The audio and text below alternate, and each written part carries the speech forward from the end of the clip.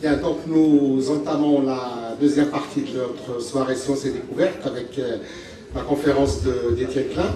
Je vous propose que le débat, qu'on le laisse à la fin des deux conférences. Donc, juste en quelques mots, vous présentez notre conférencier de ce soir, Étienne Klein. Tout d'abord, Étienne, bonsoir. Merci d'avoir accepté notre invitation. Donc, Étienne Klein, vous êtes titulaire d'un diplôme d'ingénieur de l'École centrale Paris. Vous avez également un DEA de physique théorique et un doctorat en philosophie des sciences. Vous dirigez actuellement le laboratoire de recherche sur les sciences de la matière du CEA et vous êtes professeur de physique et de philosophie des sciences à l'École centrale Paris. Vous êtes également membre du conseil d'analyse de la société présidée par Luc Ferry, du conseil scientifique de la Cité des sciences et de celui de l'Office parlementaire pour l'évaluation des choix scientifiques et techniques. Vous avez à votre actif plusieurs ouvrages, je vais en citer 4, ceux qui m'ont le plus marqué, parce que je suis un grand lecteur de vos ouvrages, un grand admirateur de ce que vous écrivez. En fait, on vous avait invité il y a 2 ans, et on était pratiquement sur le point de conclure, et je pense que quelques semaines avant, les neutrinos avaient eu la mauvaise idée de courir plus vite que la lumière, ce qui n'avait pas manqué d'émouvoir la communauté scientifique et de la mobiliser, et donc on n'avait pas pu le faire à l'époque. Je pense que le problème est dépassé aujourd'hui.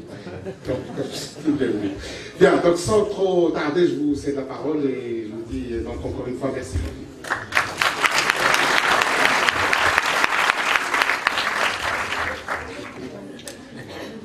Bien, merci pour votre invitation et merci pour votre accueil. Je suis très content d'être à Centrale Casablanca pour parler devant la première promotion, je crois que c'est ça. La première, il y a aussi les premières promotions. Voilà. Donc c'est un plaisir pour moi et je vais vous parler de sciences, ou plutôt vous parler de la question de l'origine dans les sciences. En commençant peut-être par vous alerter sur l'ambiguïté du mot origine. En tout cas, l'ambiguïté du mot origine lorsque ce mot est utilisé dans le champ scientifique. Par exemple, vous savez sûrement qu'au XXe siècle, on a compris, au sens où on a identifié les processus qui sont à l'origine de la formation des noyaux d'atomes. Les noyaux dans les atomes, depuis l'hydrogène jusqu'à l'uranium, sont apparus au cours de l'histoire de l'univers au terme de processus qu'on a pu identifier. Les atomes les plus légers, de l'hydrogène jusqu'au lithium, se sont formés dans l'univers primordial grâce à des collisions entre protons et neutrons qui étaient là, qui ont créé des réactions de fusion, qui ont fait des noyaux un peu plus lourds. Les noyaux qui vont du lithium jusqu'au fer, eux, ont été formés dans des étoiles, par des réactions de fusion nucléaire là aussi. Et puis les noyaux qui sont encore plus lourds que le fer, disons du fer jusqu'à l'uranium, sont produits lorsque des étoiles très massives arrivent en fin de cycle, parce que leur combustible nucléaire s'est épuisé. Elles implosent, ce qui crée des flux de neutrons très importants, ce qu'on appelle des supernovas. Et ces processus permettent, par capture de neutrons, puis des interactions radioactives successives, de faire pas à pas tous les éléments chimiques qui vont du fer jusqu'à l'uranium. Et donc on dit, voilà, on a compris l'origine des noyaux d'atomes, c'est-à-dire qu'on a identifié les processus physiques qui se sont déroulés avant l'apparition des noyaux et dont les noyaux sont la conclusion. Autrement dit, pour un scientifique, le mot origine veut dire conclusion. C'est-à-dire identifier l'origine d'une chose, ça signifie identifier les processus antérieurs à l'apparition de cette chose, dont cette chose est la conclusion. Hein, vous voyez, donc le mot origine a un sens qui va à rebours du sens commun, c'est la fin, c'est l'achèvement. Je vous donne un autre exemple. Vous avez entendu parler en 2012, sans doute, de la découverte au CERN, à Genève, d'une particule qui était prévue depuis 48 ans, qui s'appelle le boson de Higgs. C'est la même histoire. C'est-à-dire que cette découverte nous permet de comprendre ce qu'on appelle l'origine de la masse des particules élémentaires. L'idée, c'est que dans l'univers primordial, les particules élémentaires n'avaient pas de masse, elles avaient une masse nulle, conformément à ce qu'impliquent les équations du modèle standard. Et puis tout d'un coup, s'est installé un champ quantique dans tout l'espace, on l'appelle le champ de Higgs, avec lequel les particules qui étaient sans masse se sont couplées, plus ou moins fortement, et c'est le couplage des particules avec ce champ qui a créé leur inertie, c'est-à-dire leur masse. Et donc, on comprend l'origine de la masse des particules comme l'achèvement d'une histoire qui est précédée, l'installation du champ. Et vous voyez que dans ce cas, on explique l'apparition d'une chose, la masse des particules, par l'invocation d'une autre chose. Comme le disent les philosophes, en physique, on ne peut expliquer l'être que par l'être. C'est-à-dire expliquer l'apparition d'une chose suppose de mettre en avant de cette chose d'autres choses qui permettent d'expliquer son émergence. Voilà. Donc ça, c'est la première chose que je voulais dire. Le mot origine veut dire achèvement. Et donc, vous voyez que si je m'intéresse non plus à l'origine de quelque chose dans l'univers, les atomes, les planètes, les étoiles ou d'autres choses, mais à l'origine de l'univers lui-même, je vois que cette chose que je viens de dire m'amène à une sorte de paradoxe. Parce que ça revient à dire que si je veux décrire, comme j'ai décrit l'origine des atomes, l'origine de l'univers, ça signifie que je dois raconter l'histoire précédant l'univers, dont l'univers est l'achèvement. Mais si l'univers a une origine, cette origine n'est pas précédée par une histoire. Et donc là, on tombe sur une espèce d'aporie, de contradiction, que je trouve intéressante à résumer. À chaque fois que quelqu'un dit l'origine de l'univers, c'est ceci ou cela, alors ceci ou cela, ça peut être à peu près ce que vous voulez, ça peut être un être transcendant, un dieu, un demi-dieu, un chaos primordial, le vide quantique, un trou noir, ce que vous voulez. À chaque fois que vous dites l'origine de l'univers, c'est ceci ou cela, vous prononcez une phrase qui est contradictoire avec elle-même. Pourquoi ? Parce que ou bien cette chose que vous mettez en amont de toutes les autres a toujours été là, auquel cas il y a toujours eu quelque chose, donc l'univers n'a pas d'origine. Ou bien cette chose que vous mettez en amont de toutes les autres est elle-même l'effet d'une cause qui l'a précédée, et à ce moment-là, ce n'est pas l'origine. Ok ? Autrement dit, la petite conclusion trop rapide qui arrive après mes petites digressions liminaires, c'est que penser l'origine de l'univers, c'est d'abord penser l'absence de l'univers. C'est-à-dire, c'est penser comment l'absence de toute chose a pu engendrer une première chose. Et donc, c'est penser la transition entre le non-être et l'être, entre le néant et le quelque chose. Et on voit que ça va nous mener sans doute dans des terrains où le logos peine à dire ou à pouvoir penser ce qui s'est passé. Donc ça, c'est la première chose que je voulais dire. La seconde, c'est qu'il y a une autre ambiguïté du mot origine. Prenez l'exemple qui a beaucoup intéressé les savants au Xe siècle, qui était la question de l'origine du langage. Donc là, je quitte la physique, je m'intéresse à la linguistique. Quelle est l'origine du langage ? La Société de linguistique de Paris recevait toutes sortes de manuscrits qui proposaient des réponses à cette question. Et au bout d'un certain temps, en 1871, je crois, cette Société linguistique de Paris a décidé de ne plus regarder ces manuscrits. Un peu comme l'Académie a décidé de ne plus regarder les manuscrits sur le mouvement perpétuel, parce qu'il y avait une ambiguïté dans les termes. Quand vous pensez à l'origine du langage, vous pensez à quoi ? En fait, il y a deux façons d'entendre la question.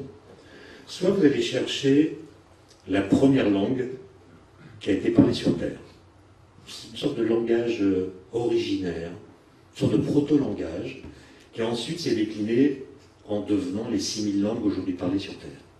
Donc vous cherchez le premier langage, la cause première du langage, si vous préférez, qui serait l'équivalent de l'instant zéro pour la cosmologie.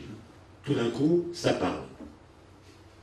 Et évidemment, si vous cherchez un tel événement, vous allez chercher un événement qui est situé géographiquement. Il y a eu un endroit où ça a parlé d'abord, et qui est aussi situé historiquement, c'est-à-dire qu'il y a eu un moment où ça a eu lieu. Mais une autre façon d'entendre la question de l'origine du langage, c'est de se demander quelles sont les conditions qui ont conduit un groupe humain à communiquer par le biais de sons interprétés comme des mots. Et donc ce que vous cherchez, ce sont les conditions physiques, environnementales, culturelles, cérébrales, peut-être que la taille du cerveau a joué, etc., qui ont conduit un groupe humain à échanger des sons qui ont été interprétés comme des mots. Évidemment, ce groupe humain, s'il a existé, n'a pas commencé à parler comme Victor Hugo. Au début, ce sont des borborines, des onomatopées, et petit à petit, ce langage s'articule de plus en plus et prend un sens de plus en plus large. Et si c'est ce genre d'événement que vous cherchez, ce genre de processus continu que vous cherchez, évidemment, vous devez imaginer qu'il a pu se passer à plusieurs endroits sur la Terre, et que ça a été un processus non pas événementiel, mais une sorte de processus continu qui a pu prendre beaucoup de temps. Et donc, selon que vous cherchez la première langue qui soit une sorte de cause première du langage, ou selon que vous cherchez les conditions d'apparition du langage, vous ne cherchez pas la même chose. Et vous voyez bien qu'à propos de l'univers, la question se pose. Quand vous pensez à l'origine de l'univers, vous pensez à quelque chose qui fait partie de l'univers? Autrement dit, est-ce que l'origine de l'univers fait partie de l'univers, ou est-ce qu'elle lui est extérieure? En termes philosophiques, ça donne est-ce qu'elle est immanente, ou est-ce qu'elle est transcendante? Et donc vous devez déjà répondre à cette question avant de dire l'origine de l'univers, c'est ceci ou cela. Alors voilà pour les digressions liminaires. Mais comme nous sommes en 2016, nous devons célébrer dignement, c'est ce que je me propose de faire ce soir, le 100e anniversaire de la publication par Einstein de quelques articles qu'il a présentés d'abord à l'Académie des sciences de Prusse à la fin de l'année 1915 et au début de l'année 1916. Parce que ce sont des articles qui ont donné une nouvelle consistance aux questions que nous allons discuter ce soir. Einstein va donc publier une nouvelle théorie de la gravitation qui s'appelle la théorie de la relativité générale, qui est le résultat d'un travail épuisant qu'il a mené depuis 1907. En fait, vous savez, il a eu son année miraculeuse en 1905. Il était à Berne, il était ingénieur à l'Office fédéral de la propriété intellectuelle. Et en 1905, entre le mois de mars et le mois de septembre, il a publié 5 papiers extraordinaires, chacun contenant des idées révolutionnaires dans des champs différents. Le papier le plus célèbre, c'est celui du mois de juin, qui contient la théorie de la relativité restreinte, qui est une théorie de l'espace-temps, une nouvelle théorie de l'espace-temps. Et en 1907, donc 2 ans après, il n'a toujours pas de poste à l'université. Il a été un peu augmenté. Il n'a toujours pas trouvé de poste à l'université. Et donc, il continue d'être payé à examiner des brevets, ce qu'il fait d'ailleurs avec un certain plaisir et un certain enrichissement intellectuel, il le dit lui-même. Et un jour de mai 1907, en rentrant de déjeuner, comme tous les jours, il fait une sorte de sieste sur son tabouret. C'est pas des vraies siestes, il fait des sortes de rêveries semi-éveillées, il est conscient et pas conscient. Et dans son autobiographie intellectuelle, il raconte que ce jour-là, il a eu l'idée la plus heureuse de sa vie. L'idée la plus heureuse de sa vie. Alors, quelle est cette idée? Il le raconte lui-même, je le cite de mémoire. J'ai compris ce jour-là qu'une personne en chute libre ne sent pas son propre poids. Alors il dit, cela me fit une grande impression qui me mena quelques années plus tard vers une nouvelle théorie de la gravitation. Qu'est-ce qu'il veut dire par là?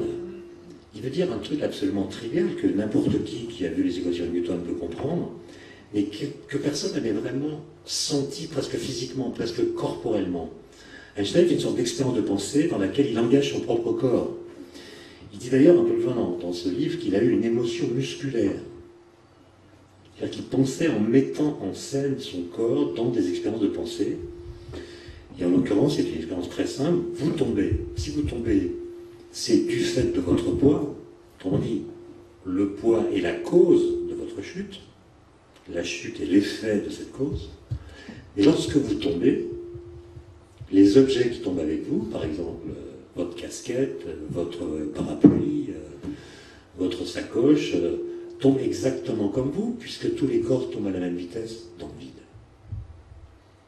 Donc les objets qui tombent avec vous, tombant comme vous, ne tombent pas par rapport à vous.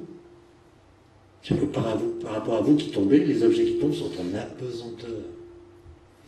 Et donc, Einstein a un choc en éprouvant cela, qui est celui de constater que l'effet produit par la cause, c'est-à-dire la chute, semble annuler la cause. Vous tombez du fait de l'apesanteur et votre chute annule l'apesanteur. Ça l'a beaucoup troublé, comme il le dit, et ça va le conduire à énoncer ce qu'il va appeler en 1907 le principe d'équivalence. Principe d'équivalence qui dit qu'il y a une sorte d'équivalence entre la gravitation et l'accélération, qui peut se voir par exemple de la façon suivante. Vous imaginez que vous êtes dans une capsule complètement hermétique, il n'y a pas de fenêtre, il n'y a pas de hublot, vous ne voyez pas l'extérieur, et vous êtes un physicien enfermé dans cette capsule, vous lancez des balles, par exemple, des objets de masse différentes, vous allez les voir tomber sur le sol, selon une trajectoire parabolique, et vous allez retrouver les lois de la chute des corps qu'on connaît sur Terre.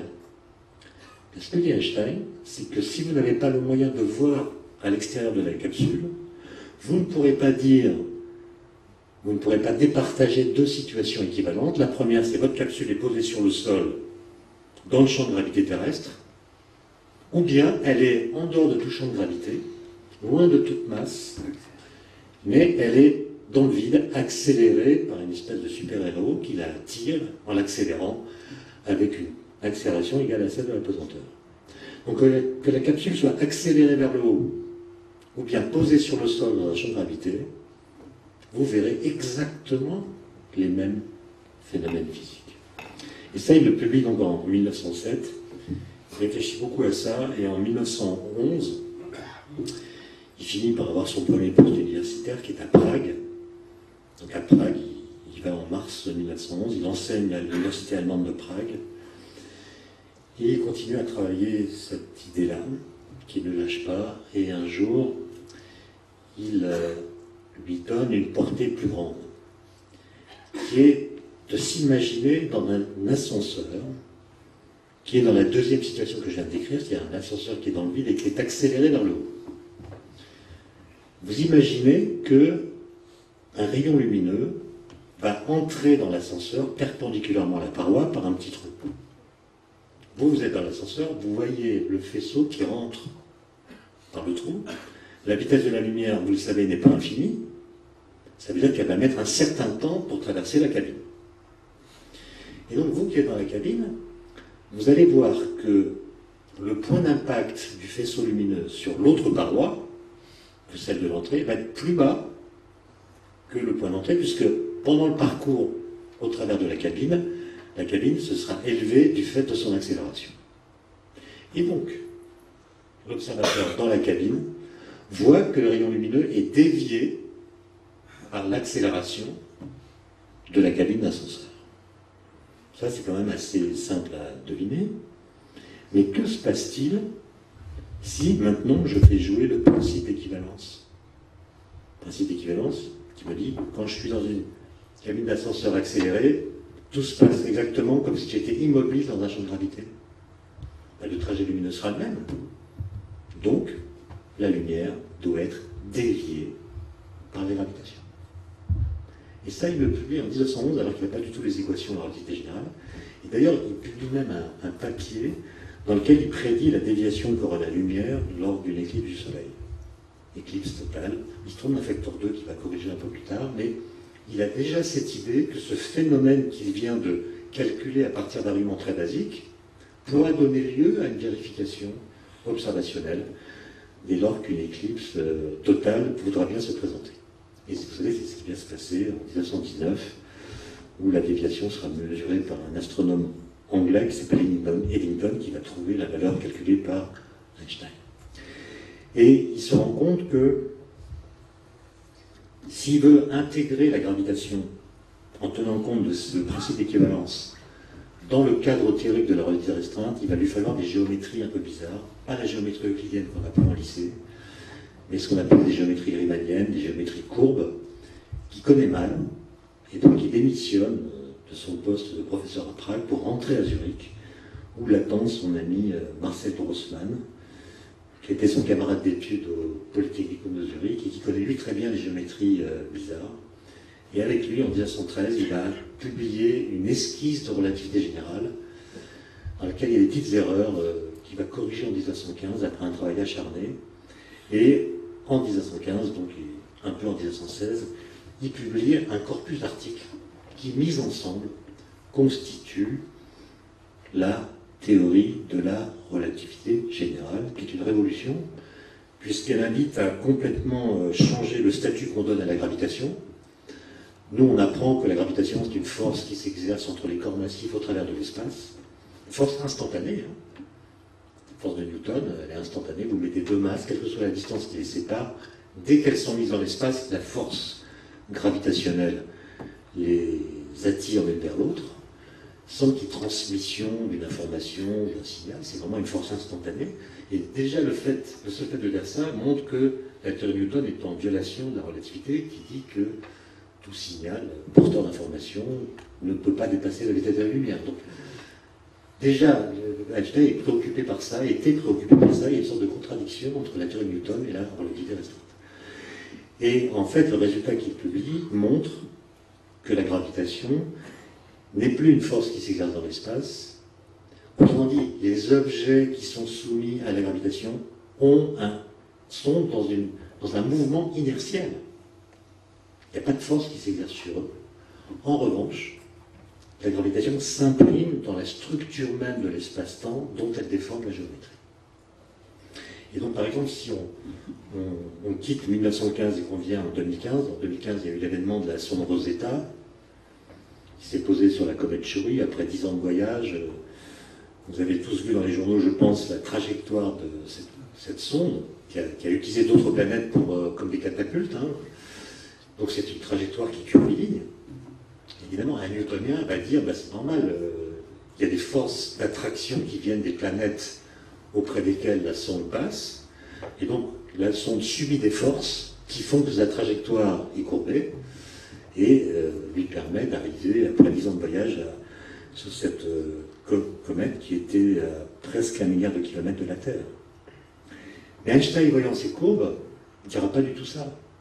Il dira, lui, la sonde est allée en ligne droite. Ce qui dépasse ce que nous voyons. Pourquoi elle est allée en ligne droite, dit Einstein ? Parce que la gravitation n'est pas une force, donc le mouvement est inertiel. Elle est allée en ligne droite, et si nous la voyons tourner, c'est parce que les lignes droites tournent, en fait. C'est-à-dire que dans l'espace-temps qui est courbé, ce qu'on appelle les géodésiques sont des trajectoires curvilignes qui sont empruntées par les objets qui ont un mouvement inertiel. Autrement dit, il n'y a plus de force, il y a simplement une déformation de l'espace-temps qui conduit les objets qui s'y déplacent à avoir les trajectoires que nous observons. Et donc, vous voyez, le statut de la gravitation change complètement. Mais si cette question est si importante, c'est parce que la théorie d'Einstein a permis de considérer l'univers, pour la première fois, comme un objet physique. Avant, l'univers, c'est Galilée qui a inventé le concept de l'univers, en montrant que la séparation entre les mondes lunaires et supralunaires et sublunaires était factice. Donc il a dit un univers, c'est un endroit dans lequel la matière est partout la même, et dans lequel les lois sont universelles, c'est-à-dire les lois physiques sont les mêmes en tout point de l'espace et à tout instant du temps. Et donc l'univers, c'est une espèce d'enveloppe vague qui contient tous les objets physiques. Les atomes, les galaxies, les planètes, etc. Les étoiles. Avec Einstein, ça va changer. L'univers n'est plus l'enveloppe qui contient les objets physiques, l'univers devient lui-même un objet physique. C'est-à-dire un objet qui a des propriétés globales qui ne sont pas réductibles à des propriétés locales. C'est-à-dire l'univers a des propriétés qu'il possède de par lui-même, si j'ose dire, et qui ne résultent pas des objets qu'il contient. Peut-être avez-vous suivi la publication des résultats du satellite Planck. Vous savez, ce satellite qui mesure ce qu'on appelle le fond diffus-cosmologique, la lumière primordiale, enfin, elle a plusieurs noms. Eh bien, ce satellite a mesuré ce qu'on appelle la courbure généralisée de l'espace-temps. Et cette courbure généralisée de l'espace-temps, c'est une propriété de l'univers. Ce n'est pas une propriété de quelque chose dans l'univers, c'est une propriété de l'univers. Et ça, c'est quand même une révolution, qui a permis de fonder ce qu'on appelle la cosmologie scientifique, c'est-à-dire une science dont l'objet d'étude, c'est l'univers lui-même.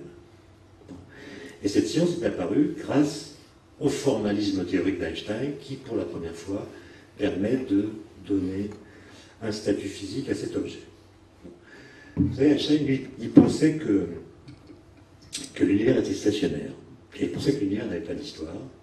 On voit des mouvements dans l'univers, on voit des étoiles qui se déplacent, mais il pensait que ces mouvements que nous voyons, nous les voyons tels qu'ils ont toujours été. Autrement dit, il y a certes des mouvements dans l'univers, mais il n'y a pas d'historicité, il n'y a pas d'évolution. En fait, ces équations, les équations de relativité générale, ne permettent pas de penser un univers stationnaire. Toutes les solutions des équations d'Einstein correspondent à un univers qui est soit en contraction, soit en expansion, en tout cas en évolution.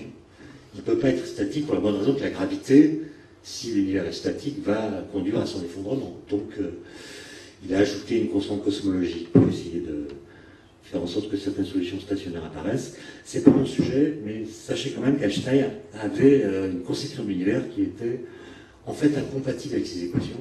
Et quand il l'a découvert, il a modifié ses équations. La suite de l'histoire, elle met en scène deux personnages qui sont l'abbé Lemaître, qui était un physicien belge, chanoine également, et puis Friedman, Alexander Friedman, qui était un russe, un météorologue. Il n'y a qu'une photo de lui, parce qu'en fait il est mort très jeune après avoir fait un vol en ballon pour faire des mesures météo qui ont fait qu'il a eu une pneumonie qui l'a tué en fait. Mais les deux, sans se concerter, à quelques années d'intervalle, avaient publié des ouvrages dans lesquels ils donnaient des exemples de solutions mathématiques des équations d'Einstein correspondant à un univers en évolution. Et même l'abbé Lemaître avait fait l'hypothèse en 1922 de ce qu'on appelle l'atome primitif, qui est une sorte d'ancêtre du Big Bang.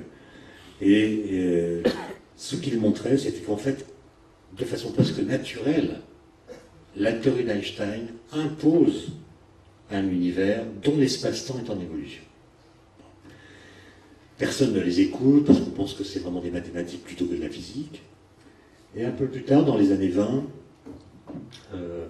un astronome, alors j'en ai mis qu'un, c'est Edwin Hubble, là qu'on voit au 4e, utilise un télescope très performant de la marque Hooker au mont Wilson aux États-Unis.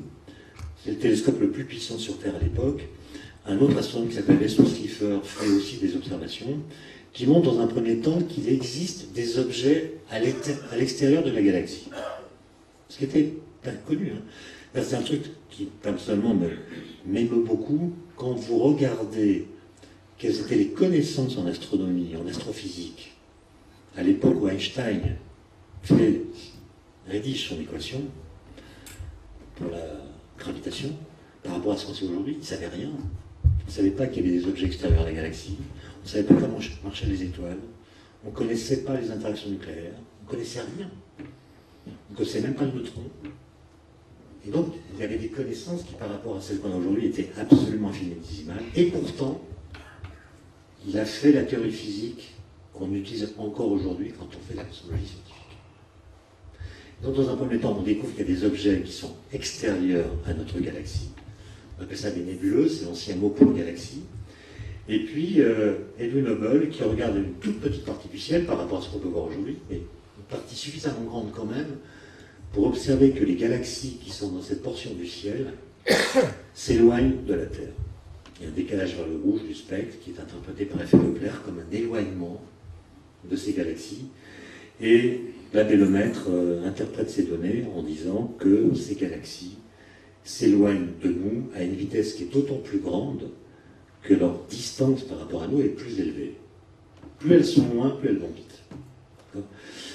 Et pour Hubble, ça correspond évidemment à une expansion, à une sorte de fuite des galaxies dans l'espace. Les galaxies s'éloignent les unes des autres dans l'espace. Simplement, l'abbé Lemaître, en reprenant ces données et les interprétant dans le cadre théorique que fournit la relativité d'Einstein, va proposer une interprétation complètement différente. Ça, c'est d'ailleurs une belle leçon en épistémologie, c'est que l'interprétation qu'on donne à des observations dépend du cadre théorique qu'on utilise pour les interpréter. Pour Hubble, qui ne connaissait que les géométries euclidiennes, les galaxies se fuient les unes les autres dans l'espace. L'espace est stationnaire et les galaxies bougent à l'intérieur. Pour la bélomètre, pas du tout. Les galaxies, en fait, sont immobiles. Il dit, voilà, les galaxies sont immobiles. Alors, comment se fait-il qu'on les voit bouger? Tout simplement parce que l'espace qui les sépare se dilate. Autrement dit, le mouvement apparent des galaxies n'est que l'effet de la dilatation de l'espace qui les sépare. Les galaxies ne bougent pas dans l'espace, c'est l'espace qui les sépare qui se dilate. Et c'est ce phénomène-là qu'on va appeler l'expansion de l'univers. Et Einstein, en 1931, va reconnaître ce résultat, écrire un papier dans lequel il reconnaît qu'en ayant nié l'expansion de l'univers ou son évolution, il avait commis la plus grosse erreur de sa vie. Et donc, à partir de 1931, les cosmologistes conviennent que les résultats expérimentaux d'observation sont suffisamment probants pour dire que l'univers est en expansion. Un peu plus tard, évidemment, il faudrait mettre beaucoup d'autres visages, mais je n'ai pas le temps de présenter tout le monde, mais un personnage intéressant, c'est Gamov, qui est à droite, qui est un physicien ukrainien, assez fantasque, qui a eu beaucoup d'idées jusqu'à la fin de sa vie dans toutes sortes de disciplines scientifiques, y compris la biologie. Et lui, en 1948, il comprend que si on en reste à l'interprétation de Lemaître, quand on regarde vers le passé, c'est-à-dire on regarde de plus en plus loin dans le passé, l'univers observable, à cause de l'expansion, devient de plus en plus petit. Si on remonte au cours du temps, l'univers observable est de plus en plus petit, il est aussi de plus en plus dense, parce que les particules, les étoiles, se rapprochent les unes des autres, donc il est de plus en plus dense. Mais Gamow montre qu'il doit être aussi plus chaud. Parce que s'il n'est pas plus chaud, on ne comprend pas la formation des noyaux dont j'ai parlé tout à l'heure, c'est-à-dire on ne comprend pas ce qu'on appelle la nucléosynthèse primordiale. Et donc en 1948, il publie un modèle qu'il appelle d'ailleurs le modèle d'évolution dynamique de l'univers, qui consiste à penser que quand on va vers le passé, quand on remonte le cours du temps, l'univers observable, je dis bien observable, je ne parle pas de l'univers dont on ne sait pas s'il est fini ou infini, je parle de l'univers observable, celui-là, il est de plus en plus petit, de plus en plus dense et de plus en plus chaud. Et ce modèle est représenté comme ceci.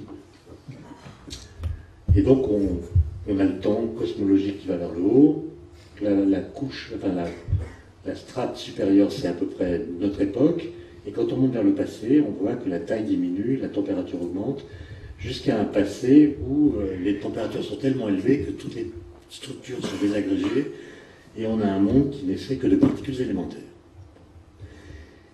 Et quand vous faites simplement des calculs, on fait des calculs à partir des équations d'Einstein, en intégrant la loi de Hubble, c'est-à-dire le fait que les galaxies ont des vitesses relatives qui sont d'autant plus grandes que la distance qui les sépare est plus grande.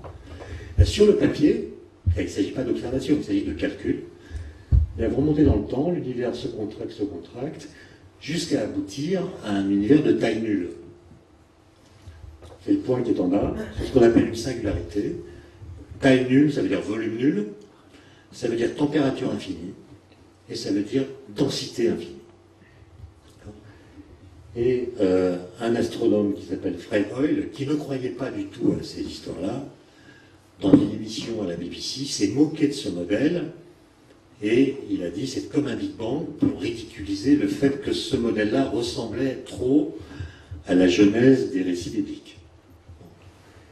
Donc il a proposé le mot Big Bang, qui en fait a été repris par les tenants, enfin les partisans de ce modèle, et à partir de 1950, ce modèle-là s'est appelé un modèle de Big Bang.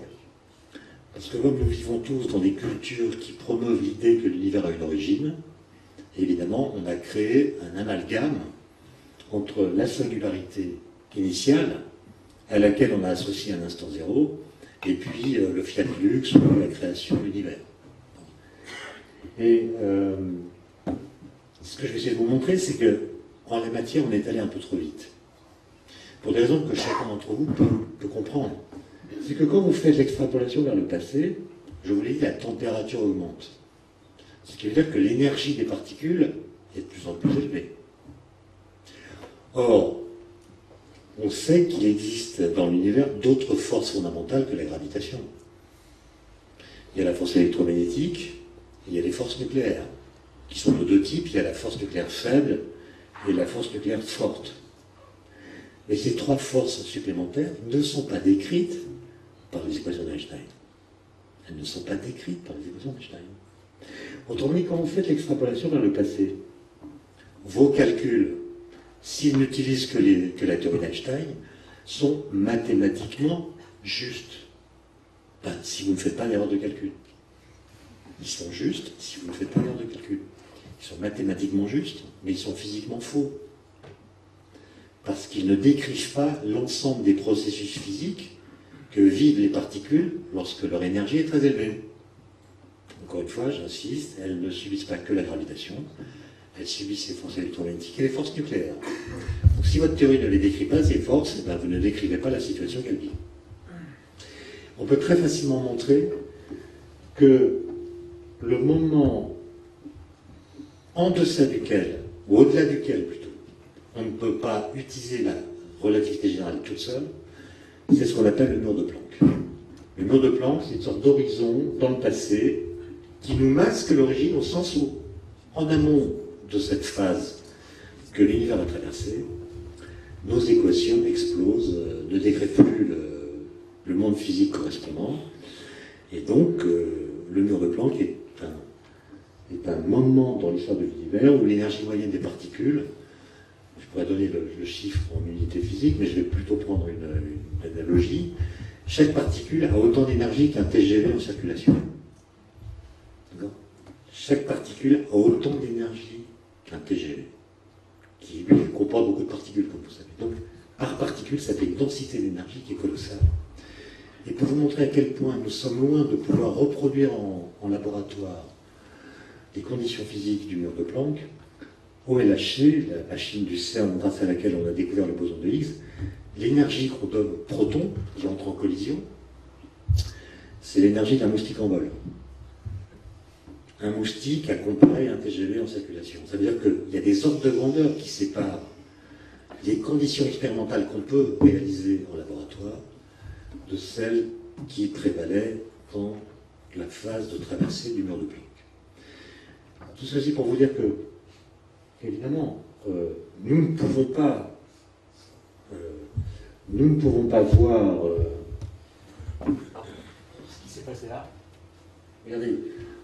Donc ça, c'est le mur de Planck, si vous préférez. Et là, il y a une période qui va durer 400 000 ans, dans laquelle la densité de particules, la densité de matière est tellement importante que la lumière ne peut pas se propager. Il y a des photons, évidemment, il y a de la lumière, mais dès qu'un photon fait un pas, il entre en collision avec une particule chargée, et donc il est dévié. Et c'est une phase dans laquelle la matière est opaque à sa propre lumière. Donc si vous faites de l'astrophysique, avec un télescope le plus puissant qu'on puisse imaginer, vous ne verrez rien de cette période. C'est une période où il n'y a pas de lumière émise. Donc quand vous faites de l'astrophysique avec des télescopes, vous ne pouvez voir que des sources de lumière qui ont émis leur lumière qu'après cette phase de 400 000 ans. Donc la question c'est comment est-ce qu'on peut savoir ce qui s'est passé avant, durant cette période où aucune lumière n'est émise. Et la réponse c'est physique des particules. Il faut faire de la physique des particules puisque nous pensons que les lois physiques, et il y a des très forts arguments pour le croire, les lois physiques n'évoluent pas au cours du temps. Je parle des lois physiques, pas des lois de la physique. Les lois de la physique, elles ont une histoire. Newton, c'est pas Einstein. Einstein, c'est pas Boltzmann, etc. Donc, les lois de la physique qu'on lit dans les manuels ont une histoire. Mais les vraies lois physiques, celles qu'on cherche, n'ont pas d'histoire. Elles sont invariantes par translation du temps.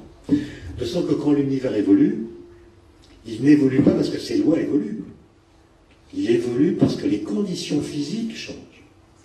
Et de sorte que si aujourd'hui, grâce à une machine comme le LHC, nous pouvons faire des collisions de très haute énergie dans un petit volume d'espace-temps, nous allons recréer dans ce petit volume d'espace-temps les conditions physiques qui étaient celles de l'univers quand l'énergie moyenne des particules était celle d'un moustique en vol. Comme les lois n'ont pas changé, nous allons voir dans le présent les phénomènes qui s'étaient déjà déroulés dans le passé à cette époque-là. Et donc, la physique des particules nous permet, là depuis il n'y a pas de lumière, de savoir ce qui s'est passé, en gros, expérimentalement, on est capable de raconter ce qui s'est passé dans l'univers physiquement entre la période où les particules avaient l'énergie d'un moustique et aujourd'hui. Ensuite, entre l'énergie des moustiques et l'énergie du TGV, on a des modèles théoriques qui permettent d'avancer. Mais en amont du mur de Planck, on n'a plus d'équations. Ou plutôt, les équations qu'on a sont fausses. La seule façon d'aller voir ce qui se passe avant le mur de Planck, c'est de construire une théorie physique qui soit capable de décrire en même temps les 4 interactions. La gravitation est décrite toute seule dans son coin par la relativité générale, et les 3 autres forces que j'ai citées tout à l'heure sont décrites dans un cadre complètement différent, qui s'appelle la physique quantique. Par le biais de ce qu'on appelle les théories de jauge, ça donne le modèle standard de la physique des particules. La relativité générale et la physique quantique n'ont pas du tout le même espace-temps. L'espace-temps de la relativité générale, il est souple et dynamique, il est déformé par les mouvements en son sein, alors que l'espace-temps de la physique quantique, il est rigide, c'est l'espace-temps de Minkowski. Donc, c'est 2 théories qui s'appuient sur des espaces-temps différents et qui, en fait, sont incompatibles. Et donc, il y a beaucoup de physiciens, depuis une quarantaine d'années, qui essaient de marier, dans un nouveau cadre, la gravitation et les 3 autres forces. Il y a la théorie des supercordes, que peut-être vous connaissez un petit peu, il y a la théorie de la gravité quantique à boucle, il y a plusieurs pistes théoriques, et je n'ai pas trop le temps de les détailler, mais le point important, c'est que ces théories qui sont à l'ébauche, personne ne sait laquelle est la bonne, quelle est la bonne piste pour faire ce mariage entre physique quantique et gravitation. À chaque fois qu'on applique ces modèles à la description de l'univers primordial, d'avant le mur de Planck, on se rend compte que la singularité des modèles de Big Bang des années 50 disparaît. Je vous donne juste un exemple. La théorie des supercordes, ça sera ma conclusion. La théorie des supercordes, c'est une théorie qui vous dit que si vous pouviez voir les particules avec un microscope extrêmement puissant, vous verriez non pas des objets ponctuels, mais des espèces de cordes ouvertes ou fermées, c'est-à-dire des cordes qui ont soit 2 extrémités, soit qui sont refermées sur elles-mêmes, des boucles, qui évoluent dans un espace-temps à 10 dimensions. Il y a 6 dimensions supplémentaires par rapport aux 4 ordinaires. Et ce que prédit cette théorie, qui a longtemps été considérée comme un bon candidat pour unifier les 4 forces, cette théorie vous dit que la température maximale dans l'univers ne peut pas avoir été infinie. C'est-à-dire qu'en tout instant de son histoire et en tout point de son espace, la température de l'univers est nécessairement finie. Finie, ça ne veut dire pas infinie. Il y a une valeur maximale qui est très élevée, évidemment, mais qui n'est pas infinie. Donc, vous voyez qu'il suffit que je dise cette phrase pour que la théorie des cordes appliquée à l'univers primordial fasse passer un sale quart d'heure à l'instant zéro. Parce que ce que dit la théorie des cordes en application de ce que je viens d'énoncer, c'est que la singularité initiale avec une température infinie, il y a une température donc maximale, et quand on essaie d'appliquer ce modèle en faisant des approximations, c'est vraiment parce que les calculs sont très compliqués, donc on fait des modèles, et quand on applique ces modèles à l'univers primordial, on a des scénarios dans certaines hypothèses que je n'ai pas le temps de détailler, qu'on appelle des scénarios de pré-Big Bang. Pré-Big Bang, c'est-à-dire on décrit ce qu'il y avait avant le Big Bang, c'est-à-dire que le Big Bang, c'est pas l'origine. Et par exemple, il y a une équipe autour d'un professeur du Collège de France à Paris, qui s'appelle Gabriele Veneziano, qui développe ces modèles. Donc à gauche, ça fait quand même du bien qu'on se s'arrête. Ah oui. À gauche, c'est un modèle de Big Bang classique. C'est-à-dire que vous avez une origine et correspond à une sorte d'explosion originelle qui aurait créé tout ce qui existe, et la lecture traditionnelle du Big Bang. Mais à droite, vous avez l'application de la théorie des supercordes à la description de l'univers primordial. Et ce qui apparaît, c'est qu'avant, il y a une sorte d'univers qui est en contraction, un univers qui s'échauffe donc. Il s'échauffe jusqu'à ce que sa température atteigne la température maximale autorisée par la théorie. Et une fois qu'il l'a atteint, il ne peut pas se contracter davantage, puisque ça élèverait sa température. Donc il rebondit sur lui-même avant d'atteindre une taille nulle pour devenir l'univers en expansion qui est le nôtre. Vous voyez que dans ce modèle-là, dont personne ne sait s'il est juste ou pas, c'est juste une illustration, la question de savoir, enfin, le Big Bang change de statut, c'est plus l'explosion originelle, c'est une transition de phase entre un univers d'avant et l'univers actuel. Et sans que j'ai le temps de complètement détailler, le point intéressant, c'est que toutes les autres pistes théoriques qui sont développées aujourd'hui pour unifier la gravitation et la mécanique quantique aboutissent non pas à une négation de la singularité, mais à un déplacement. La singularité disparaît ou est constamment déportée. Et donc, peut-être qu'un jour quelqu'un trouvera une autre piste qui contredira ce que je viens de dire, mais il semblerait quand même, c'est presque un théorème d'ailleurs de la physique, qu'à chaque fois que vous tentez d'unifier la physique quantique et la gravitation, l'idée même de singularité, avec des grandeurs qui sont infinies associées à ces singularités, ne puisse pas exister, ne serait-ce qu'en vertu du principe d'indétermination de Heisenberg. Puisque cette singularité, ça correspond presque à une contradiction quantique. Et donc dès que vous mettez de la mécanique quantique dans la gravitation, ce genre de choses ne peut plus apparaître. De sorte que, si je prends le mot origine au sérieux pour l'univers, c'est-à-dire l'origine de l'univers, c'est la transition qui fait passer de l'absence de toute chose à l'apparition d'une première chose. Eh bien, nous ne savons pas dire, nous n'avons pas de preuves scientifiques aujourd'hui pour dire que l'univers a une origine. Et nous n'avons pas non plus de preuves scientifiques pour dire qu'il n'en a pas eu. Autrement dit, d'un point de vue scientifique, la question de l'origine est une question ouverte et non pas une question fermée. C'est-à-dire, avant de dire ce qu'a été l'origine, il reste à démontrer qu'il y a eu une origine.